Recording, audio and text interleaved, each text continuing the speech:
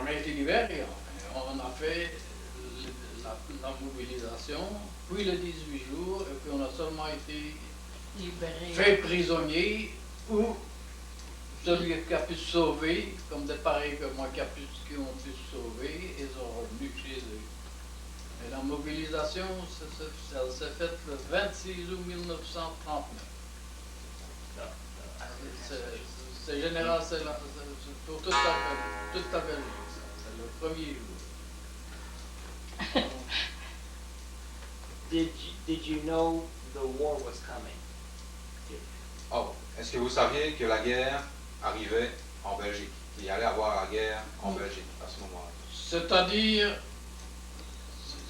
il fallait être fataliste, il fallait penser un petit peu à quelque chose et à rien, mais moi, personnellement, dans mon esprit, j'avais toujours dans l'esprit qu'on aurait la guerre, qu'on l'aurait, tôt ou tard, on l'aurait.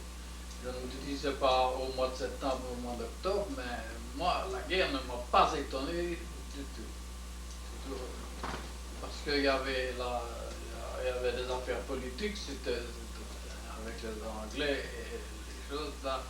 Et je n'ai jamais eu bon espoir dans les entretiens que les Anglais avaient avec les Boches. Je n'ai jamais eu bon espoir. Mais c'est une idée personnelle, mais ça s'est réalisé enfin.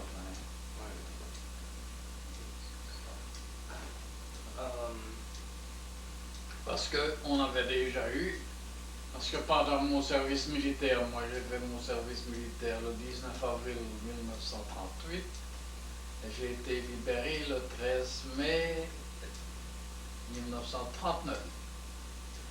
Nous avons été mobilisés pour les faits politiques qui annonçaient la guerre, si on veut. C'était un an à l'avance.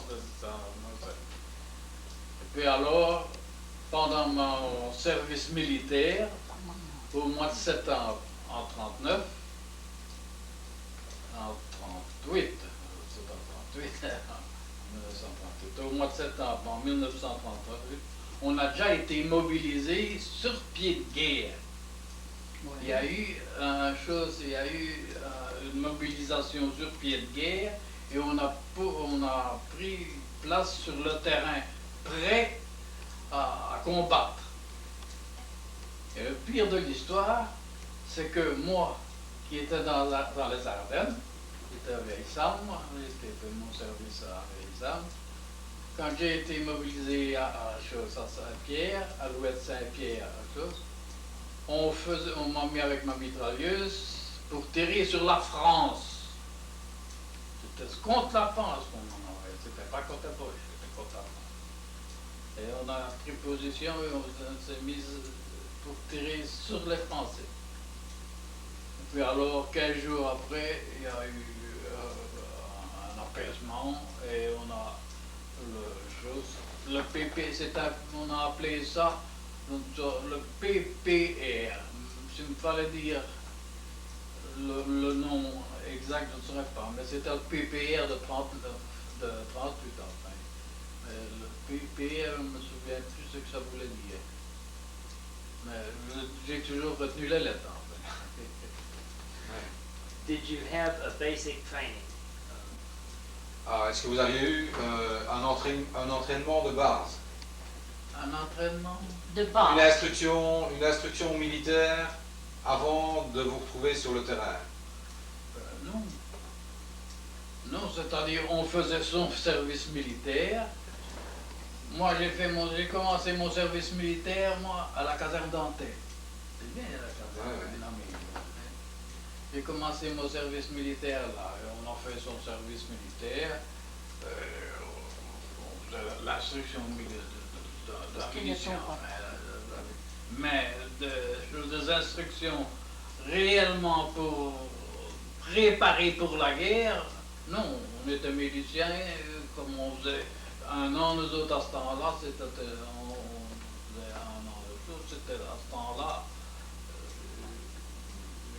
Mais question de préparation pour la guerre, non. Je ne peux pas dire qu'on avait prévu dans une position quelconque. C'est ça. Oh, well, he has been drafted 1 year before the war started. So he had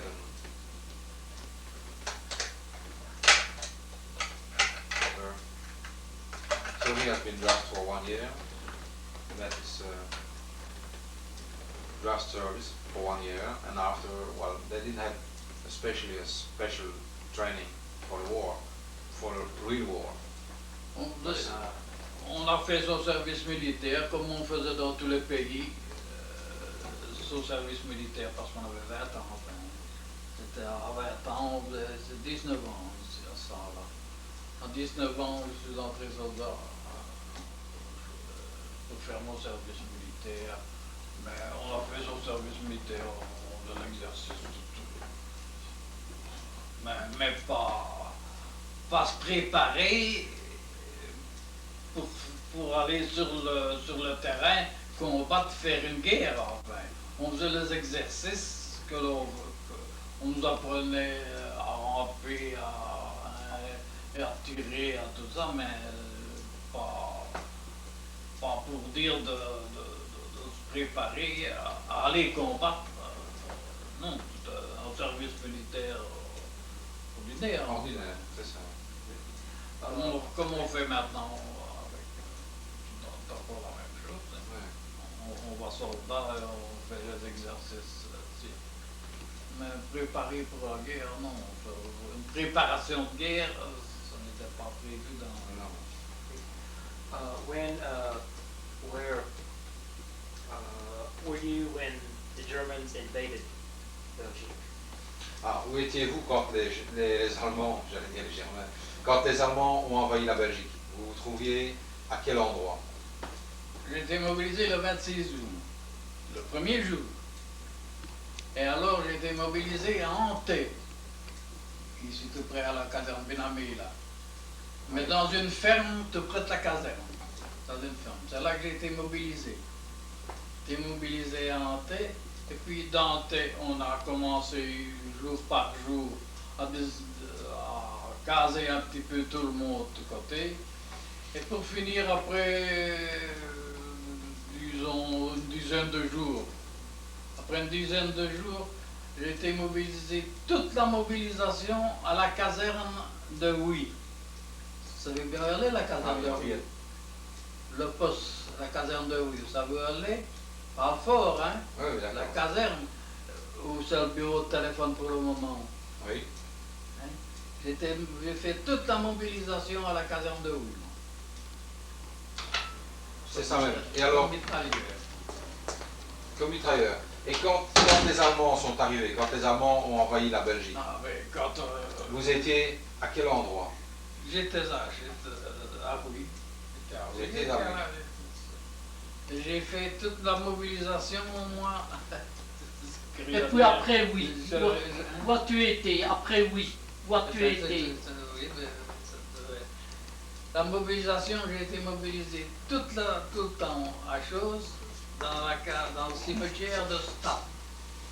Vous savez, à Stade, il y a un cimetière là. Ouais. Eh bien, j'étais mobilisé dans le cimetière avec des choses, avec ma mitrailleuse, et je remettais ma mitrailleuse dans un tombeau de famille, la famille qui arrive de Huy. Tout le temps. Et puis alors, après 5 mois, j'ai été mobilisé, je suis allé monter de garde à Marchand. Marchand, ici un peu plus loin. J'étais monté de garde sur un pont, un pont qui traversait une route, un ruisseau qui passait, un gros ruisseau en fait, c'était un pont qui était là. Et ce pont-là devait sauter en cas de guerre, en fait. Il a sauté la guerre. Ouais. Mais j'ai été mobilisé, j'ai été monté de garde là, certainement 4 mois. Et puis après, c'est ça qu'ils veulent savoir. Mais après, ce qu'on voudrait bien savoir, c'est quand quand les en mai Allemands 40, quand les Allemands ont envahi la arrivaient, Belgique, où étais-tu? où vous étiez et quelle fonction vous occupiez à ce moment-là? Donc quand ils sont arrivés en mai 1940, Vraiment à la guerre. Le 10 mai 40. le 10 mai 40. Le 10 mai 40, eh ben, j'étais toujours à la caserne de Louis. J'avais toujours mon casernement là. J'étais caporal. Je commandais une grosse mitrailleuse lourde, Maxime lourde. Maxime, Maxime lourde. Et j'étais caporal et j'avais la chose. Et je suis resté là. Et puis de là, alors, les Allemands sont arrivés comme un coup de foudre. Hein, on n'a pas eu le temps de rien faire. De rien dire, de rien du tout. Et on nous a fait reculer, nous avons reçu l'ordre de reculer directement et de s'en aller sur Namur. Et donc, nous sommes partis de Oui et nous sommes allés sur Namur, et pour finir, je suis arrivé à Ypres. à Ypres. À Ypres. Et à chose, c'est là que j'étais désarmé, c'est là que j'étais fait prisonnier dans un pré, mais ça n'a pas duré longtemps parce que c'était tout quand même. C'est une quinzaine de jours. On nous a pris toutes nos armes et tout à fait. On nous a fait prisonniers enfin. Hein, et on nous a désarmés, on nous a fait, et puis nous sommes restés là. Et on nous laissait là, on nous donnait à manger, on nous laissait comme des vaches dans un pré. Et puis après une quinzaine de jours, nous avons fini. Il y en a qui sont allés 5 ans en Allemagne. Et nous autres, moi je ne suis pas allé en Allemagne comme prisonnier de guerre, mais seulement nous sommes revenus et nous avons fait la résistance. Et la résistance s'est faite tout de suite. Elle s'est faite, moi j'ai 3 ans et 11 mois de résistance à l'armée secrète. 3 ans et 11 mois. 3 ans et 11 mois à l'armée secrète. Mais seulement, oui, depuis. T'es revenu d'où? De Ypres? So, Quand je suis revenu de Ypres, quand je me suis sauvé, il faut dire que je me suis sauvé, puisque je n'ai pas été. Parce que la plupart, disons que les 3/4 de ceux qui étaient avec moi sont allés faire 5 ans en Allemagne, et qu'il y en a un quart qui a fait comme moi, qui a filé partout où on pouvait passer, et qui sont arrivés, et ils sont revenus chez soi, enfin, comme moi je suis revenu. Et alors on n'a pas été inquiétés. Hein. On nous a dit celui qui est rentré chez lui, qui devait reporter ses effets militaires à la maison communale. Les Boches qui ont dit ça. Hein. Et alors on a pris tous ces vêtements militaires, on savait bien qu'on était revenus et tout ça, on les a portés à la maison communale, je crois difficile moi de ici en France. Et alors on nous a laissés tranquilles, on nous a fait travailler dans les usines, on nous a remis au travail comme on travaille maintenant. Il y avait beaucoup de travail comme maintenant. What were your thoughts when you heard of the German invasion? What were your thoughts? Ah, quels ont été vos sentiments quand vous avez su que les Allemands envahissaient la Belgique? Qu'est-ce que vous avez pensé à ce moment-là? Mais on n'était pas fiers. On n'était pas fiers. On se sentait, on se disait qu'est-ce qui se passe? Hein, pour commencer, hein, c'est arrivé, hein, on est venu nous dire voilà c'est la guerre, préparez-vous, prenez vos armes pour filer. Vous dire réellement ce qu'on pensait, c'est bien difficile à définir pour vous dire la vérité. Hein. C'était la guerre, on ne savait pas ce que c'était, on ne savait pas ce qui allait arriver, on disait il faut filer de côté, on filait et dire, réfléchir et penser ce qui allait arriver, ni rien du tout. On était jeunes et on ne pensait plus guère à toutes sortes d'affaires comme ça. C'est ça. On ne faisait pas. When did you first see the Germans? Ah. Quand avez-vous vu les Allemands pour la première fois?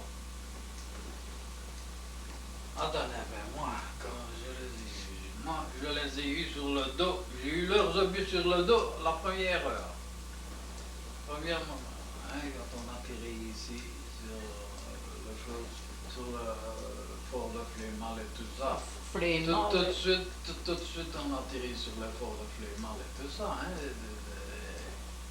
et tout de suite on a tiré et on a fait sauter les ponts.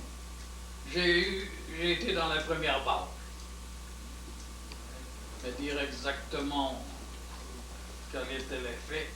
Ils allaient vite, ça, lui.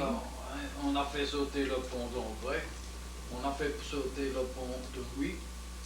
Hein, et puis alors on a reculé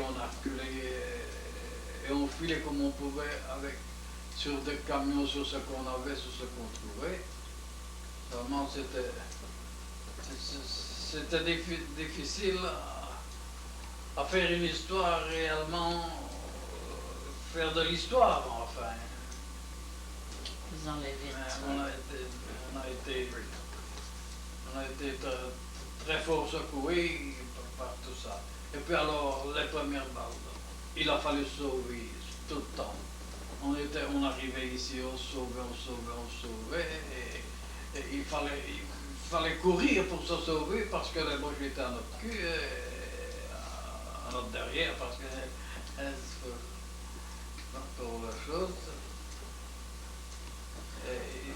Ils étaient tirés, ils nous suivaient, et eux étaient dans leur tank, dans leur armement, et nous autres, nous n'avions rien, nous avions un fusil sans balle, nous n'avions pas de balle. What were your duties in the army? What was your job? Quel était votre travail à l'armée, votre fonction? Mon fonction, j'étais caporal mitrailleur. Caporal mitrailleur. Et on montait de garde pendant la mobilisation. Pendant mon service militaire, caporal mitrailleur, il fallait apprendre ce que c'était que la mitrailleuse Maxime Lourdes. C'était la Maxime Lourdes. Il fallait apprendre ce que c'était, il fallait étudier l'armement, il fallait... comment on fait maintenant. Ouais, savoir monter, démonter, Savoir nettoyer, démonter, tirer. démonter, faire l'exercice, aller ramper, aller un petit peu dans la plaine, faire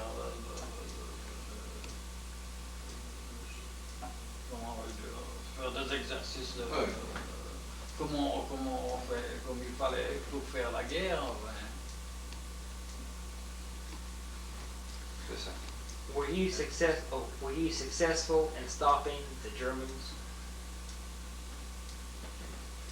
Bon, est-ce que vous avez...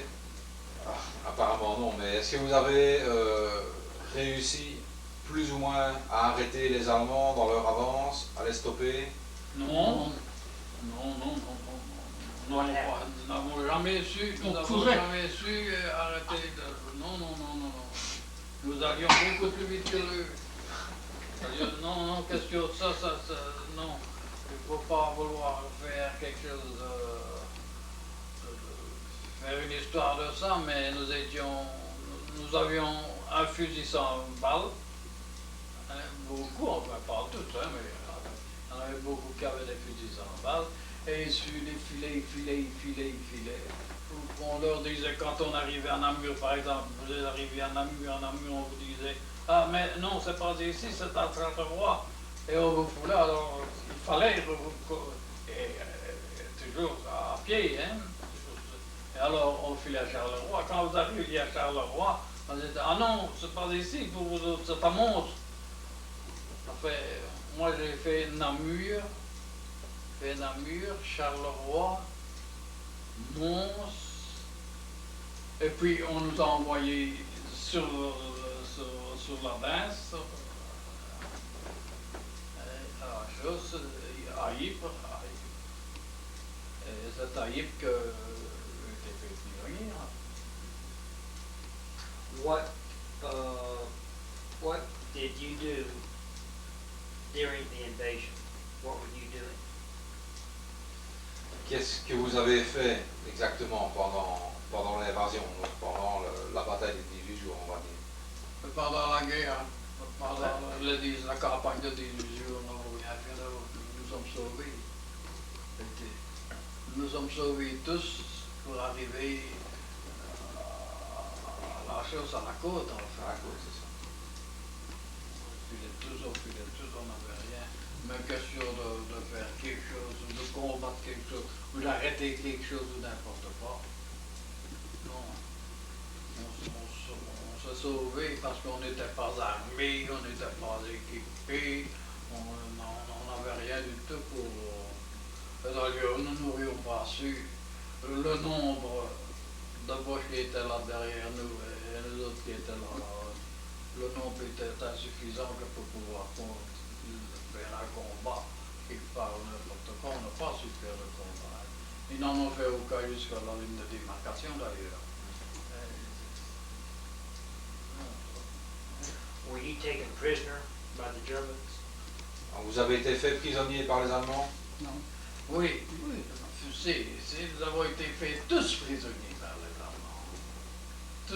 Tous les militaires belges ont été faits prisonniers par les Allemands, mais il y en a qui ont été, comme je le dis, il y en a qui ont été mis on était mis dans des prés, on était parqués dans des prés et tout ça, et puis il y en a qui ont parvenu à filer comme moi. Je suis parvenu à filer chez eux, et je suis rentré chez moi. Where were you taken? To what camp? Oh, well, first he escaped. Ah, oui. Oh, how did you escape? Comment vous êtes-vous échappé de votre premier camp, de prisonniers? Comment on peut échapper comme beaucoup? Ben c'est bien difficile à expliquer. C'est-à-dire on était des milliers. Hein, on était tous, comme il y en avait de soldats comme moi qui étaient arrêtés dans les prisons. Mais on parvenait à se faufiler ainsi dans les haies et dans les choses. C'était tout grand, l'enclos de prisonniers, et on parvenait à passer dans les choses, dans les haies, dans les prés, et dans des petits bois et tout ça, et on filait.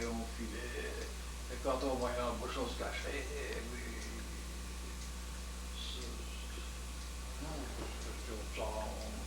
on ne soit possible pour ne pas les rencontrer, enfin.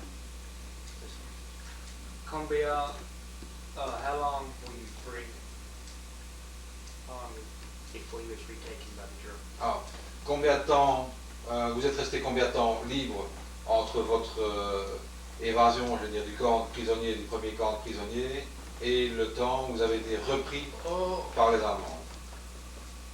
Mais là, c'est une explication un peu spéciale. C'est-à-dire que, comme militaire, j'étais fait prisonnier donc le 28 mai, c'est ça, 28, hein, 18 ou 28. Eh bien, alors, à ce moment-là, le 28 mai, nous sommes revenus, on nous a libérés, nous étions en route pour revenir ici, nous sommes revenus un jour ici, demain, là, je restais à peu près, disons qu'il m'a fallu une quinzaine de jours pour revenir ici, enfin, caché, en me cachant, tout ça, une quinzaine de jours, et puis je suis rentré ici. Et quand je suis rentré ici, je n'ai plus été inquiété, que seulement qu'on m'a dit, à la commune, l'administration communale a dit, pour rapporter vos effets, qui savaient bien que j'étais militaire et tout ça, qui m'ont dit, pour rapporter vos effets militaires à l'administration communale. Et C'est ça. On a été tranquille, on n'a jamais été inquiété pour aller comme prisonnier en Allemagne. Et quand est-ce que vous avez été repris à ce moment-là? Quand vous êtes parti à ce moment-là? Comme prisonnier politique, alors on a fait la résistance, j'ai fait la résistance depuis début mai 40. Et puis alors, on a commencé, j'étais arrêté comme prisonnier politique le 11 novembre 1943. Le 11 novembre 1943. Et je suis rentré en Belgique le 12 juin 1945. dans les camps de concentration, ça. J'ai fait 19 mois de camps de concentration. Did you join the resistance while you were free? Donc, qu'on vous demande, c'est donc vous avez joint à la résistance, donc vous avez bien joint à la résistance pendant la période de liberté entre votre échappatoire et votre reprise par les Allemands. Toute la libération. J'ai 3 ans 11 mois de résistance. Mais avec ma captivité, avec la durée de ma captivité.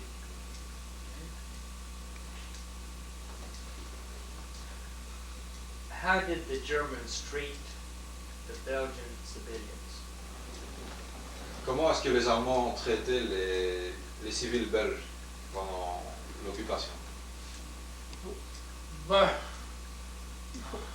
pendant l'occupation, on ne peut pas dire qu'ils étaient méchants. On ne peut pas dire le civil belge pendant la mobilisation, qu'ils ont occupé, pendant l'occupation de la Belgique, on ne peut pas dire qu'ils étaient méchants. On ne peut pas dire qu'ils ont... Même à la guerre, à l'évacuation. Même à l'évacuation, ils n'étaient pas méchants. À ce temps-là, cette année-ci, cette guerre de 40, ils n'ont pas été du tout méchants. Ceux qui étaient méchants, c'est dans les camps de concentration, dans les camps de concentration. Pareil que moi ici. Pas les prisonniers de guerre. Les prisonniers de guerre étaient bien mis. Parce qu'il y avait 2 sortes de prisonniers. Il y avait le prisonnier de guerre. Le prisonnier de guerre, c'était le prisonnier qui avait été fait prisonnier par les armes. Tandis que nous autres, nous avions été faits clandestinement parce que nous portions des armes. Comment vais-je expliquer? Nous avions dans le maquis, quoi, comme résistant. Des armes cachées. C'était clandestin, enfin, ce qu'on faisait. C'est ça. Et la résistance a été terrible en Belgique. Dans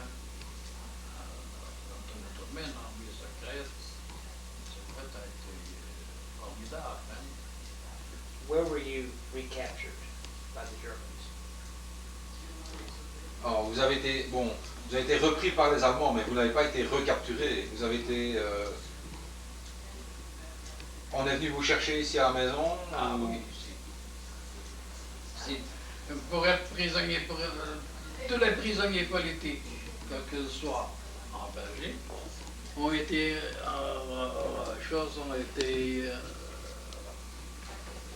faits prisonniers chez eux. Les Boches sont venus chez vous, ils sont venus vous chercher, ils ont dit allez hop, wesh, et ils nous ont conduits tous, et ils nous ont pris tous, et ils nous ont conduits ici à Rouy, ici dans la région, ils venaient arrêter. Moi, ici, nous 4 nous 3 avec papa et maman, parce que mon frère a été arrêté sur la barque. On passait l'eau, le pont n'existait plus, et c'était nous autres qui passaient l'eau dans la côte d'une berge à l'autre. Et alors mon frère a été arrêté sur la barque, qui passait justement l'eau, et puis 2 heures après, ils sont revenus ici et ils sont venus nous arrêter, nous 3. Et ils nous conduisaient tous au fort de Huy. Ils nous conduisaient à la banque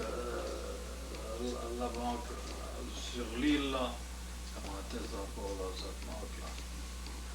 Ils nous arrêtaient là et puis ils nous conduisaient au fort de Huy. Et puis du fort de Huy, on nous conduisait, nous sommes restés que 5 jours. Nous autres, nous sommes restés que 5 jours à Rouy et on nous a conduits à la prison de Saint-Léonard à Liège, qui n'existe plus maintenant, qui est démolie. Et puis alors, de la prison de Saint-Léonard de Liège, on nous a conduits à Vuc, en Hollande. À Vuc, à Caen, en Hollande, aux Pays-Bas. Et de Vuc, nous y sommes restés 7-8 mois. Et puis alors nous avons quitté Vuc et nous sommes allés à Sachsenhausen en Allemagne, Oranienburg. Et de là, on nous a mis dans un commando où on fabriquait des avions. Ah, ça va gêner. Ça va, ne tracassez pas.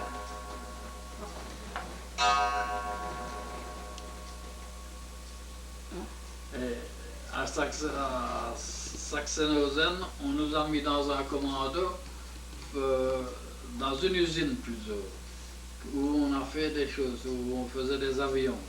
Et nous avons fait des avions. La première réelle qu'on a fait, on a resté 3 semaines. Et après 15 jours, on faisait un avion tous les jours. Et la première réelle a duré 15 jours. After your capture, where were you taken? Alors, quand vous avez été recapturé, donc, où avez-vous été envoyé après ça? Eh bien, je dis au fort de Huy.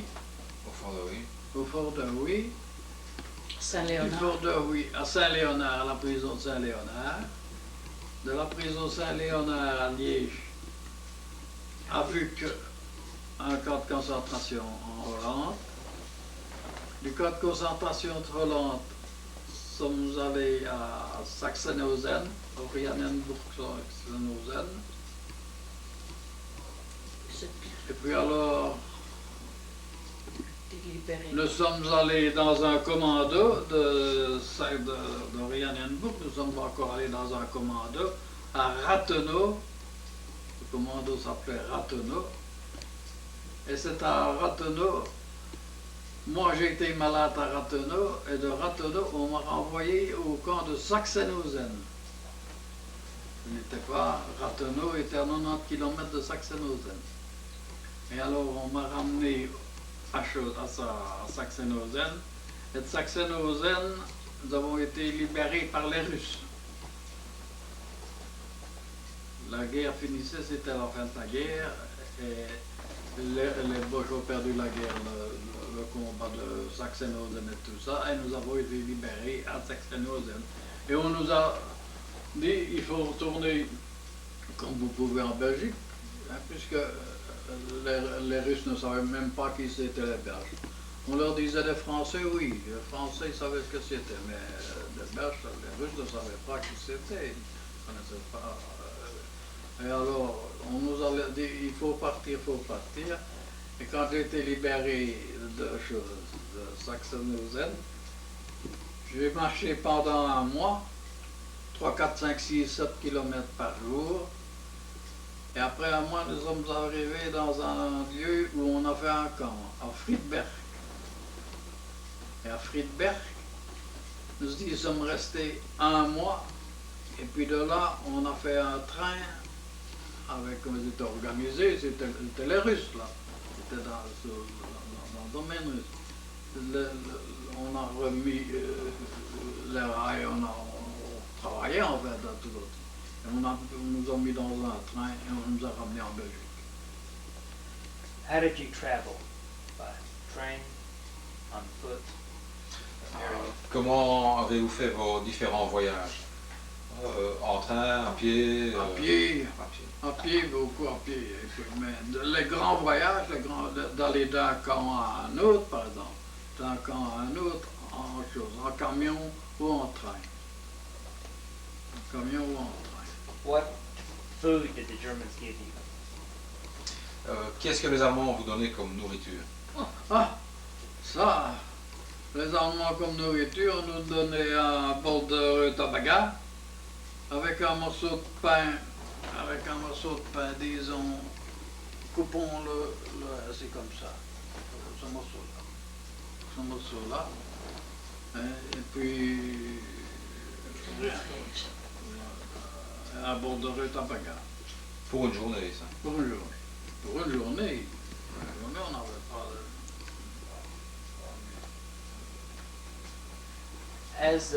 As a prisoner, what was your average day?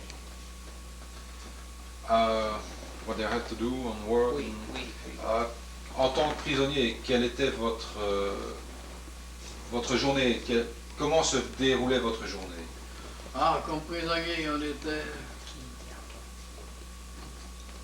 Ah, ok. On peut arrêter peut-être Et quelles étaient vos occupations? Quelle était votre occupation principale pendant votre journée en tant que prisonnier en Allemagne? Ah, nous autres, comme prisonniers politiques, je parle des prisonniers politiques, je ne parle pas des prisonniers de guerre, parce que c'est deux. Hein.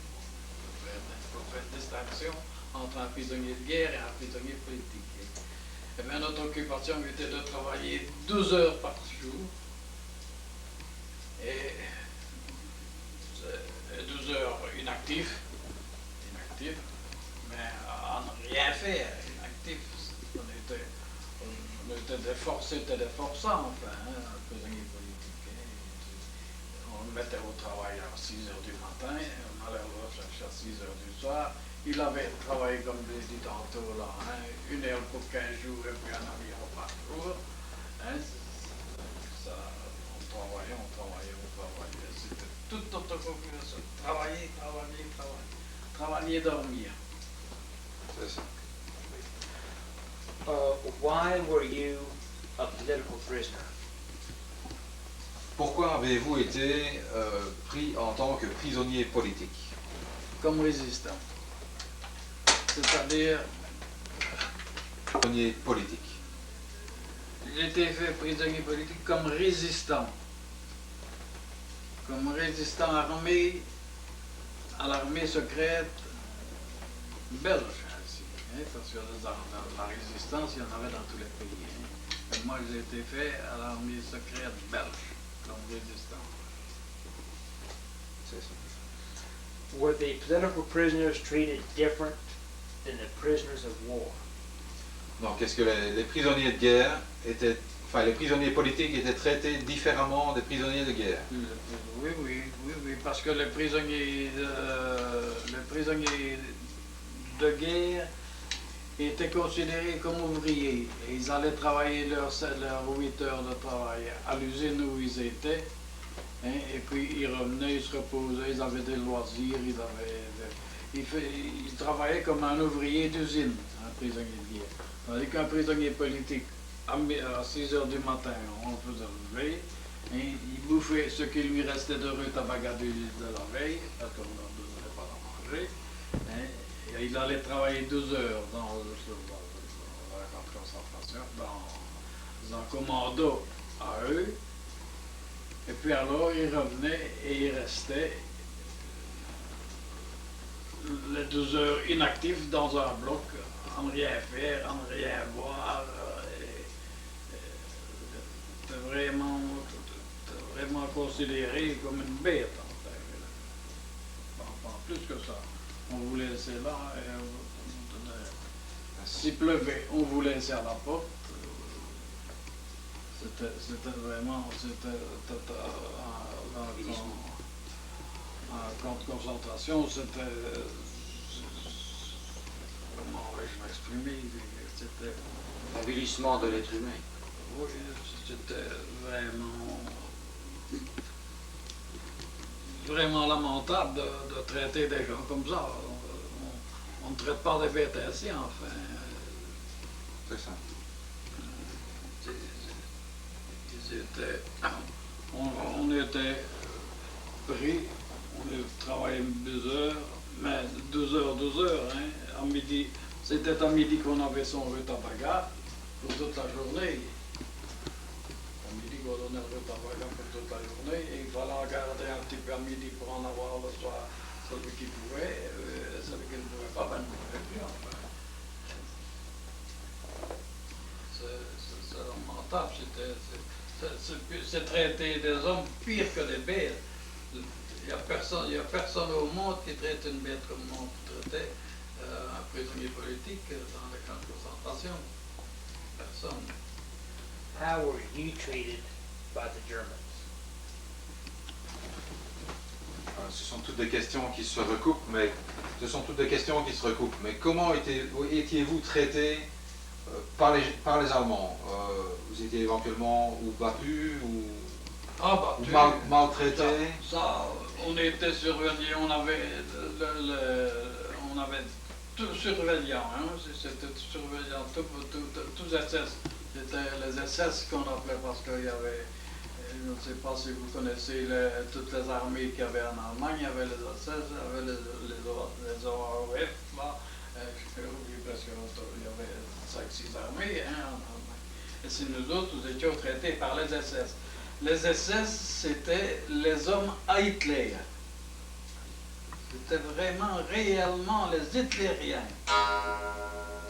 C'était eux qui étaient les plus méchants et tout ça. Et c'était eux, et ils nous battaient. Et pour nous faire travailler, et pour travailler plus, eh bien, ils étaient derrière nous avec leurs armes, et rouge, et ils frappaient sur nous autres pour nous faire travailler, pour nous faire travailler plus fort et plus vite, et tout ça. Ça, c'était lamentable de la façon dont les Boches nous traitaient pour travailler et tout ça. Et puis le soir, ils nous ramenaient dans un camp et on nous mettait sur tous les superposés, 4-5 lits superposés pour la nuit. He was taken to Germany as a prisoner. Did he talk about where he was sent to Germany? Vous avez parlé du camp où vous aviez été envoyé en Allemagne. Dans quel coin? Dans quelle région avez-vous été envoyé en Allemagne? En Allemagne, le dernier commando que j'ai fait, c'est le commando de Rathenau. Rathenau. C'est là que je vous dis qu'on a fait une élan un jour et que pour finir, on faisait un avion par jour.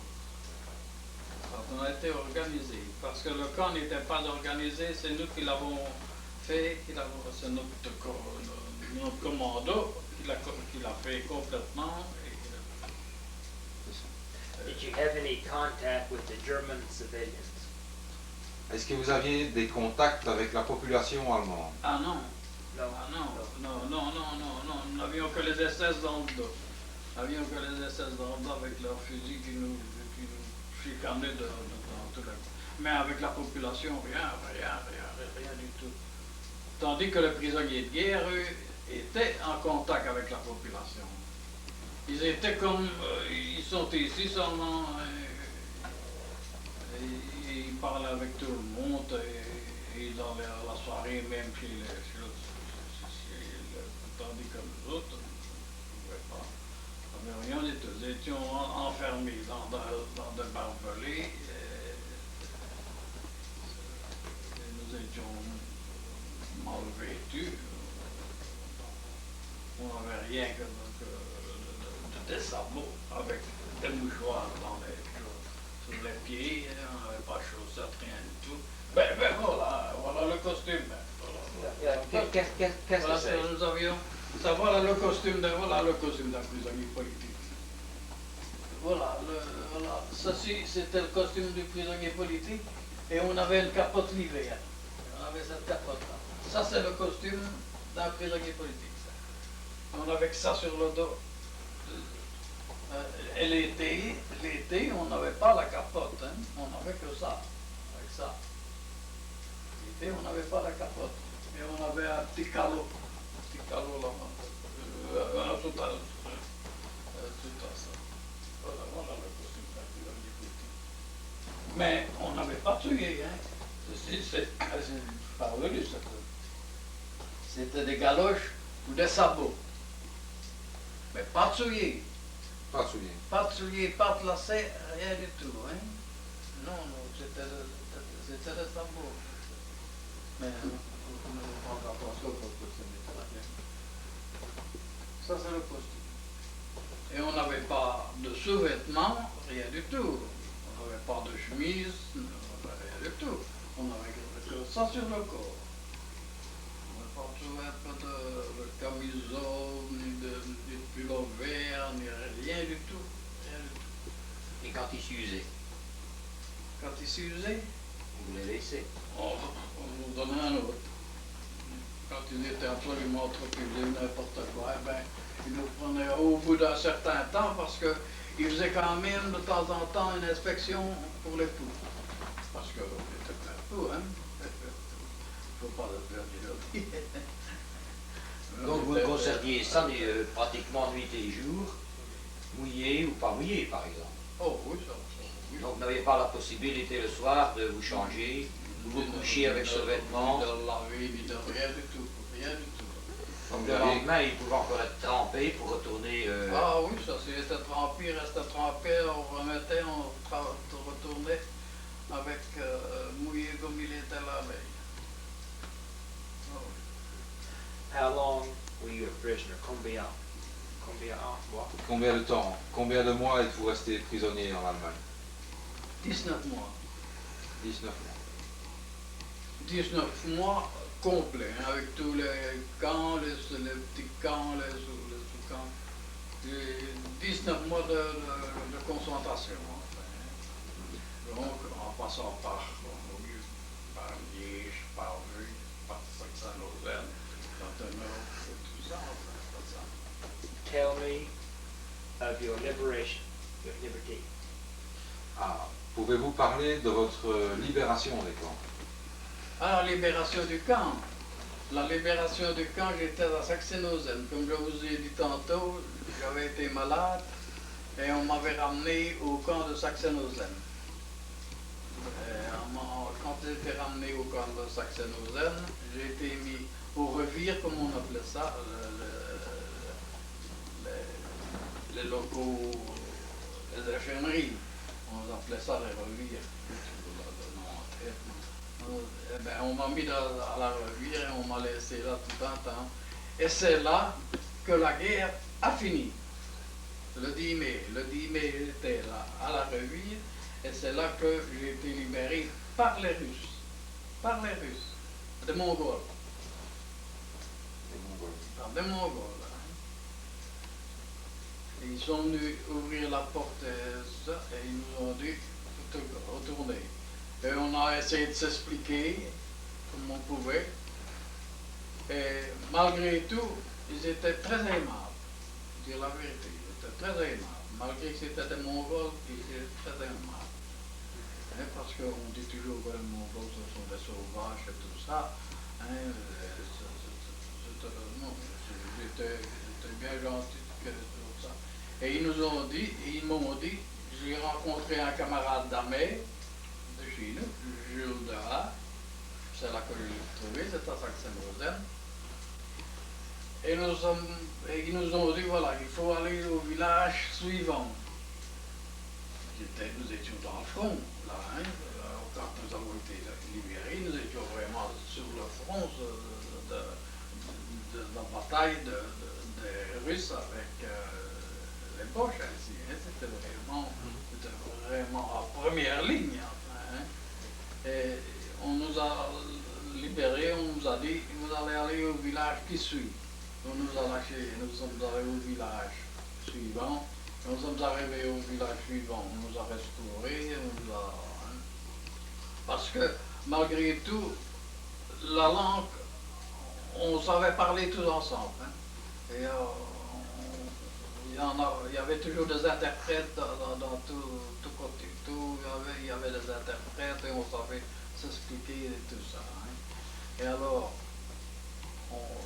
après avoir été dans ce village-là, restauré, on vous logeait, puis on vous disait, demain, il faudra aller là.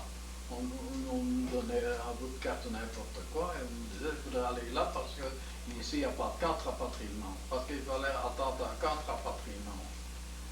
Et pour faire le camp de rapatriement, il nous a fallu un mois pour faire le camp de rapatriement du 24 avril que j'ai été libéré. J'ai été libéré le 24 avril à Saxe-Lausanne et je suis resté un mois pour libérer, pour retrouver un camp de rapatriement. Et c'est ça que de jour en jour, on allait d'un village à un village et on était ravitaillés par les Russes et on était logés, on était bien. Et après un mois, nous avons trouvé un camp, j'ai trouvé un camp de rapatriement belge, parce que ce n'était que des Belges. C'était que des Belges. Et alors on a fait tout le camp et nous étions, pour finir, je suis resté un mois là, et sur le mois que je suis resté là, il est arrivé 350, 370 travailleurs obligatoires, parce qu'il y avait les travailleurs obligatoires aussi. Il n'y avait pas que les prisonniers, il y avait les travailleurs obligatoires. Et alors, quand il y a eu à peu près 400 membres, eh ben, on a fait un train. Les Russes ont fait un train et ils nous ont ramenés donc, par ici. En 3-4 fois, nous avons eu le nom des officiers arrêtés. J'en saurais plus le dire naturellement. Ce n'est pas grave, ce n'est pas grave. Nous avons eu 4-5 trains de Friedberg. C'est à Friedberg que j'étais. De Friedberg, nous avons eu 4-5 trains qui sont revenus et qui nous ont ramenés à Herbestal. C'est à Herbestal que le train s'est arrêté pour nous. Et c'est à Herbestal que j'ai été libéré, que je suis rentré en Belgique, à Herbestal. Et de Herbestal, on nous a mis dans des locaux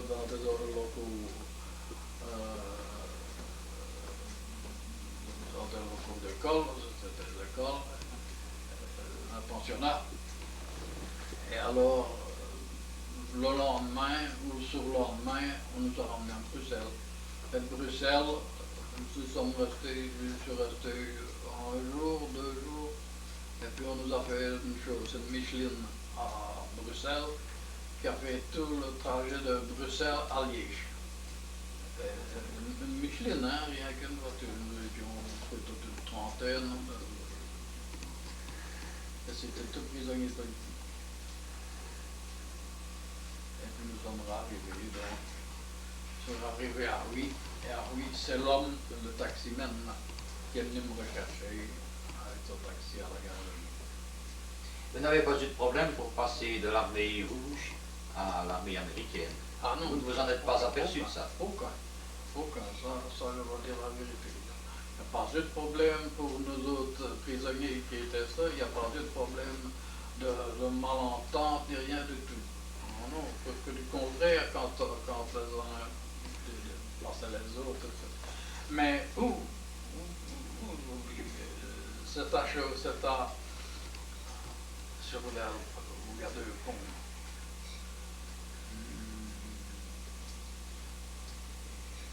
Et puis sur l'herbe, il y a une grosse caserne là. On en parle toujours de tous côtés. On est arrivé là sur l'aile. On ne revient pas,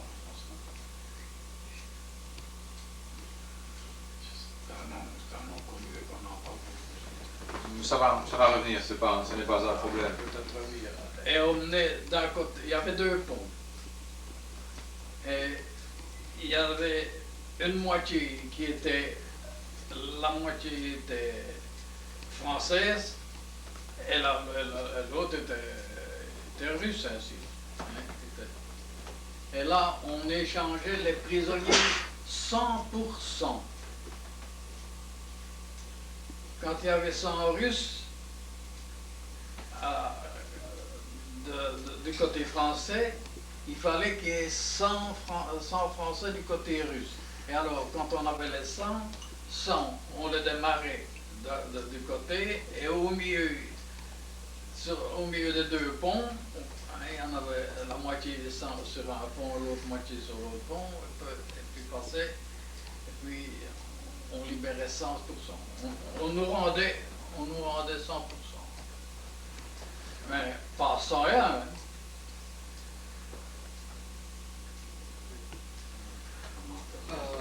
While a prisoner, did you have any news of the war?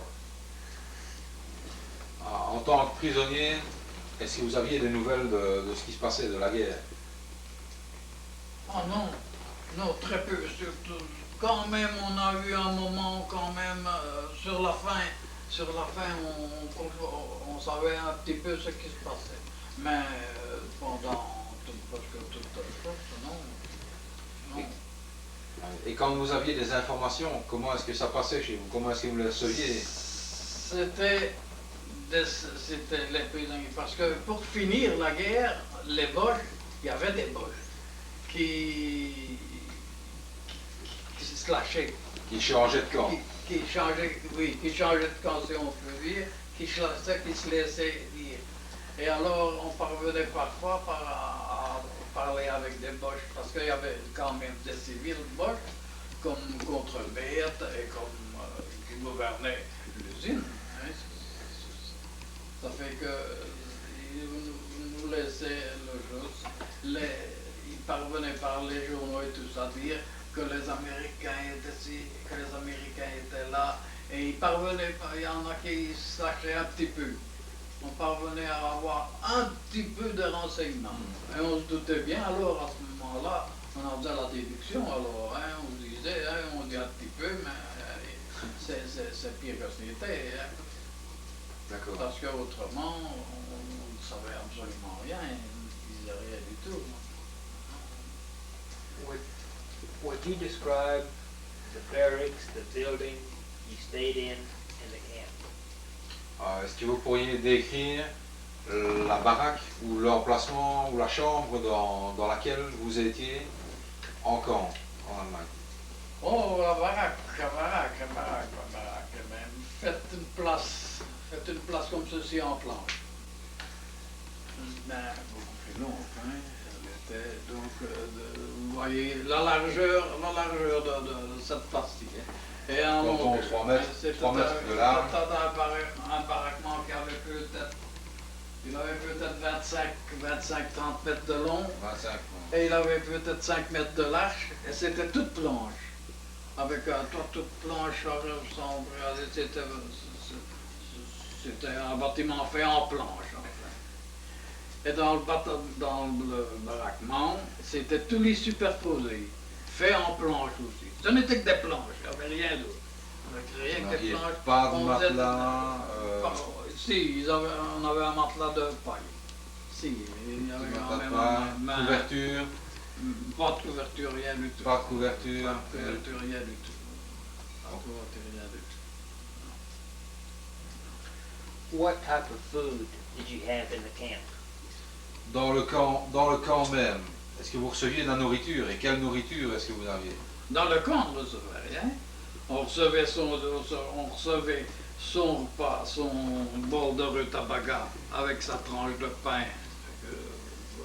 C'est trop large, 23 doigts, c'est trop large. 2 doigts et demi. De largeur d'un pain carré, comme je vous ai dit tantôt, un morceau comme ça. Hein? Et un genre de rutabaga, et on en fait tout. C'était tout pour les 24 heures. C'était tout pour les 24 heures. What were your sanitation facilities? The train, showers, bath? Oh, qu'est-ce que vous aviez comme... est-ce que vous aviez des douches, des WC, des lavoirs dans les bâtiments? Il y avait des WC dans les blocs. Il y avait une latrine qui avait la largeur des blocs. Une latrine dans le fond. Une latrine. C'était pas des WC, c'était une planche de long, et on s'asseyait dessus enfin. On s'asseyait dessus tous à côté entre l'autre. Mais des douches et tout ça, pour se laver. Il y avait une sorte de douche qui servait une fois au bout de 5-6 semaines, par exemple, on nous envoyait aux douches et on nous envoyait à l'inspection des poux. C'est là qu'il y avait des choses, une fois par an. Une fois au bout de 5-6 semaines, mais pas toutes les semaines. Et pour se laver et tout ça, on n'avait rien pour se laver, rien du tout. Was there a chain of command among the prisoners? Est-ce qu'il y avait une hiérarchie de commandement parmi les prisonniers? Oui, il y avait certains, oui, très peu, hein, mais il y avait quand même des prisonniers qui étaient nommés capots, comme on disait ça. Il y avait certains qui prenaient, qu'on nommait capot, et qu'on leur mettait 10-15 hommes avec eux pour travailler la journée. C'est vrai que c'était les plus mauvais, C'était souvent. le plus mauvais. On ne peut pas dire mauvais, on ne peut pas dire bon. C'est-à-dire que celui qui était dans un camp de concentration, il faisait tout ce qu'il pouvait pour tirer sa peau hors d'où il était. On faisait tout son possible pour sortir d'où on était, parce que on se disait à tout moment, on s'attendait à ne pas mourir. On s'attendait à mourir à tout moment. Hein? Parce que tous les jours, il en mourait des centaines. Hein? Des centaines. Les camps de concentration, ça fait rire. Quand vous voyez au sud qu'il y a 10 millions de morts, hein? En Saxe-Nausen, il y en a.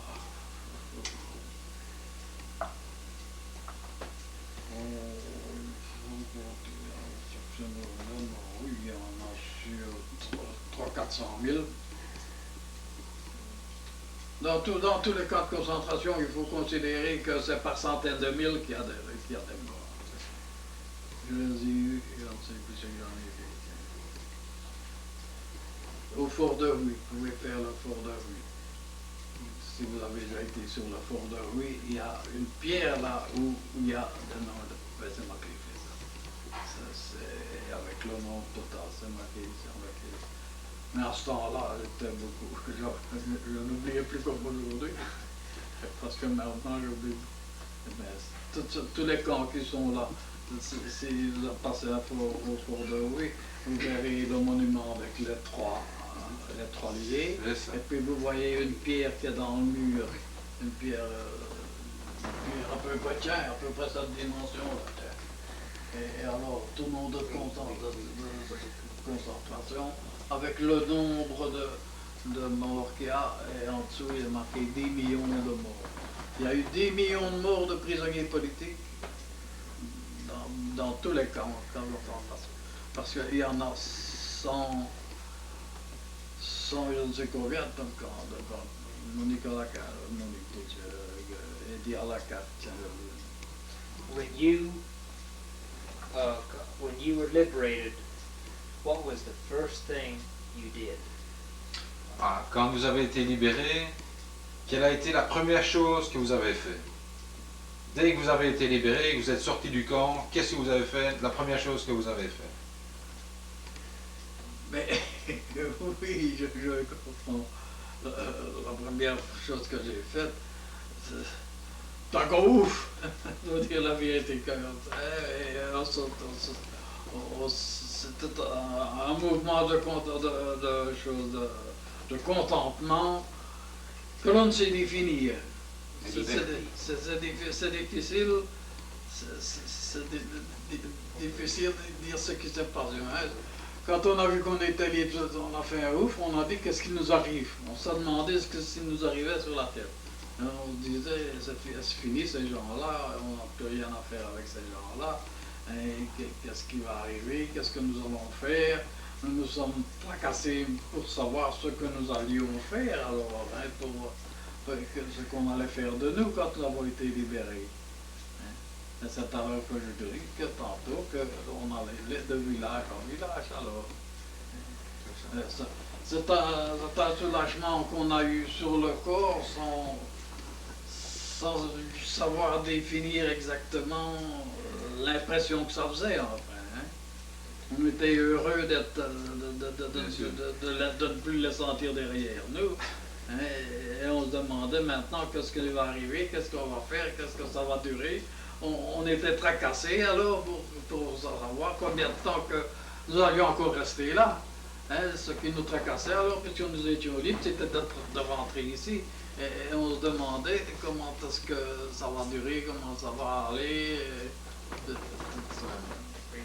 Alors moi on a fait un montage, on a fait un camp. Moi j'ai fait un camp de rapatriement à Friedberg, le camp de rapatriement à Friedberg, je parlais tantôt, c'est moi qui l'ai fait, avec six prisonniers de guerre. Et nous avons fait tout le camp, et puis nous avons fait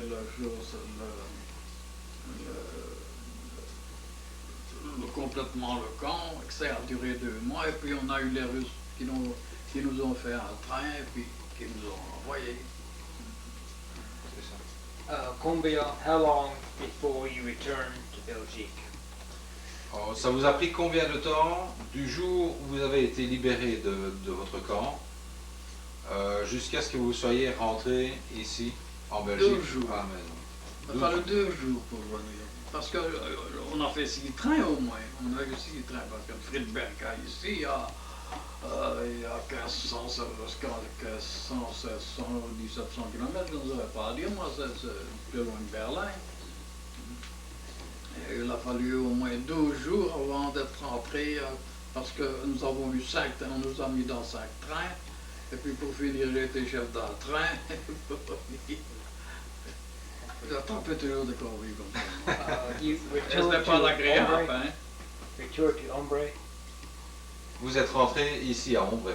Et puis je suis rentré donc à Herbestal, ainsi, Herbestal à Bruxelles. Et Bruxelles, je suis rentré à Ombre. What did the town of Ombre look like when he returned?